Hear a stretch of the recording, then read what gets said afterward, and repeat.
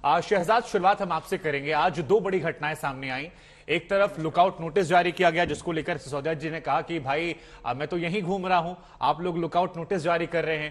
तो ये क्या था? और ऐसा लग रहा है कि प्लॉटिंग आप लोगों ने कर दी है, क्योंकि आज खबर यह भी आई है कि ईडी की एंट्री हो सकती है, मनी लॉन्ड्रिंग का केस दर्ज हो सकता है। और हम सभी जानते हैं कि ईडी के पास वो अधिकार होते हैं जिसके जरिए गिरफ्तारियां पहले भी हुई हैं। और इस केस में भी कम से कम सिसोदिया जी ने खुद भविष्यवाणी की थी कि 2-3 दिन में गिरफ्तारी हो सकती है मेरी।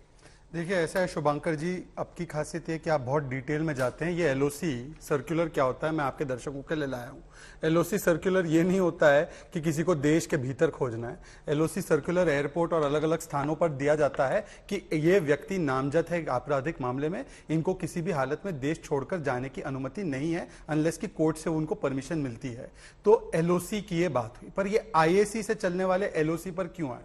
इंडिया अगेंस्ट करप्शन वाले आज लुकआउट सर्कुलर पर इसलिए आए हैं क्योंकि केजरीवाल जी का आपने ट्वीट देखा, अनोखा ट्वीट था। जो केजरीवाल कहते थे कि देश के साथ जो बेईमानी करता है वो गद्दार है देश का, वो आज कह रहे हैं ईडी सीबीआई की रेड मत करवाइए। इतना घबराते क्यों है केजरीवाल जी? ये वेंडेटा वाला कार्ड जो इस पे पहले आ जाते हैं। आपके पास, मेरे पास पैन कार्ड, आधार कार्ड, राशन कार्ड, इनके पास एक विक्टिमहुड कार्ड है।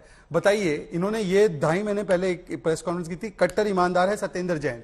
ये 3 कोर्ट के आदेश आए सत्येंद्र जैन के खिलाफ कि उसने हवालाबाजी की है और उसके खिलाफ यह है कि आपराधिक पृष्ठभूमि का है। मुझे बताइए 2.5-3 महीने से राहत क्यों नहीं मिली अगर इतना ईमानदार है? अब आते हैं आज की पृष्ठभूमि पर।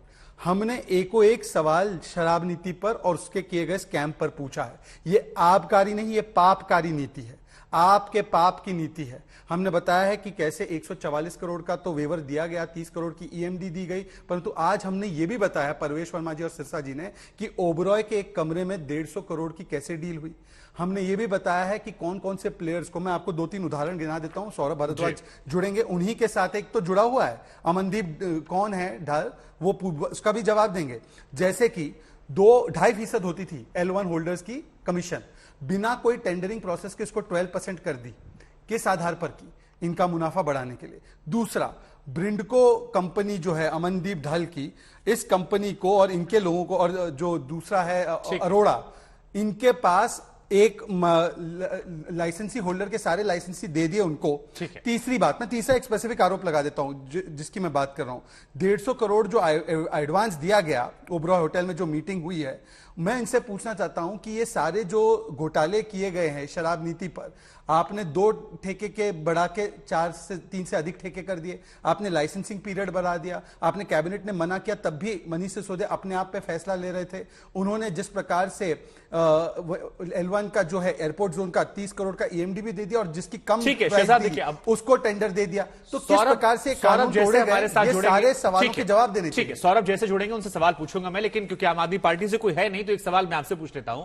आज संजय सिंह जी बार बार ये कह रहे थे कि देखिए इतने सारे हत्यारे देश में पड़े हैं, इतने सारे लोग हैं, उनके खिलाफ लुकआउट नोटिस जारी नहीं होता, लेकिन आप लोग घबरा गए हैं मनीष सिसोदिया की लोकप्रियता से। देखिए न्यूयॉर्क टाइम्स में छप गया, वो देश ही नहीं दुनिया के सबसे बेहतर शिक्षा मंत्री हैं, तो आप लोग घबराए हुए हैं, उस लोकप्रियता को आप बदनाम करना चाहते हैं, इसलिए आप लोग ये कह रहे हैं। छोटा सा जवाब, उसके बाद मैं कांग्रेस के पास जाऊंगा और फिर हमारे साथ एक और मेहमान जुड़े। चीफ सेक्रेटरी की रिपोर्ट के आधार पर जब लोक आयुक्ता ने सीबीआई की प्रोब की, हमारा पहला प्रेस कॉन्फ्रेंस शराब नीति पे वायलेशंस पर सवाल था, उनका प्रेस कॉन्फ्रेंस किस मुद्दे पे हुआ? वेंडेटा पर। फिर हमने वापस से प्रेस कॉन्फ्रेंस की सवाल पूछे, उनका प्रेस कॉन्फ्रेंस किस पे हुआ? न्यूयॉर्क टाइम्स पर। आज कल हमने जब प्रेस कॉन्फ्रेंस की और 15 सवाल दोहराए हमारे, उनका प्रेस कॉन्फ्रेंस किस पे था? 2024 पर। आज फिर से ये जो है सवालों के जवाब नहीं देंगे, ये ABCD वाले हैं। A for advertising, B for भ्रष्टाचार, C for cover up and D for deviation करके भागना। ये क्या तर्क हो सकता है कि किसी और ने मर्डर किया है तो उस मर्डरर को नहीं पकड़ा तो मेरे मर्डर को माफ करो? और अगर आपके पास मर्डर का कोई भी प्रूफ है कि किसी ने कहीं भ्रष्टाचार किया, आप क्रिमिनल कंप्लेंट करवा दो। परंतु ये कहना कि जहां पर सीधा सीधा दिख रहा है, मैं आपको एक लास्ट उदाहरण दूंगा। ये देखिए, मैन्युफैक्चरिंग और रिटेल कंपनी को सख्त मनाही थी इस पॉलिसी में आना। इस मैन्युफैक्चरिंग कंपनी को आने दिया गया, एक मध्य प्रदेश की कंपनी है जो आई, और एक ब्लैकलिस्टेड कंपनी खाऊगली, उस खाऊगली को, उस इंडो स्पिरिट्स को शोकॉज नोटिस जारी हुआ 2021 में, और फिर भी उसके ऊपर आज तक कार्रवाई नहीं की गई।